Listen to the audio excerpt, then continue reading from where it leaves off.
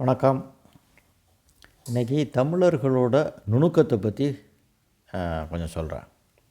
என்னென்னா, நான் இந்த நம்பர்களெல்லாம் பிரித்து வச்சுருக்காங்க.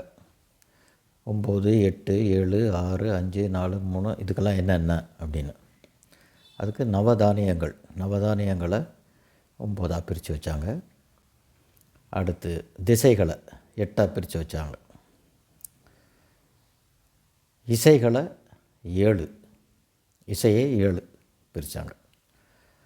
அதுக்கப்புறம் அறுசுவை 6ஆக பிரித்து வச்சாங்க. நிலங்களை 5ஆக பிரித்தாங்க. குறிஞ்சி, முல்லை, மருதம், நெய்தல், பாலை. காற்றை 4ஆக, அதாவது தென்றல், வாடை, கோடை, கொண்டல், இப்படி 4ஆக பிரித்தாங்க.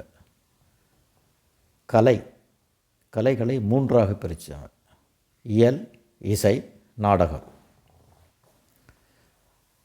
வாழ்க்கையை 2ஆக பிரித்தாங்க. ஒன்று அகம், இன்னொன்று புறம். அகமில் என்னென்ன வரும் அப்படின்னா, மனநிலை, காதல், உணர்ச்சி, உள்ளுணர்வு, நம்பிக்கை, துயரம், பிரிவு, ஊடல், இதெல்லாம் அகமில் வரும். புறமில் என்ன வரும் அப்படின்னா, வெளி நிகழ்வு, புகழ், போராட்டம், வீரியம், சமூக வாழ்க்கை, தானம், வீரமரணம், எல்லாத்தையும் உள்ளடக்குனது புறம். ஒழுக்கத்தை மட்டும் ஒன்றா வச்சான், அதையும் உயிரினும் மேலாக வச்சாங்க. அதைத்தான் திருவள்ளுவர் ஒழுக்கம் விருப்பம் தரலான், ஒழுக்கம் உயிரினும் ஓம்பப்படும் அப்படின்னு சொல்லியிருக்கார்.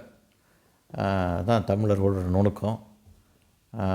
இதை பற்றி சொல்லணும்னு தோணுச்சு, சொன்னேன்.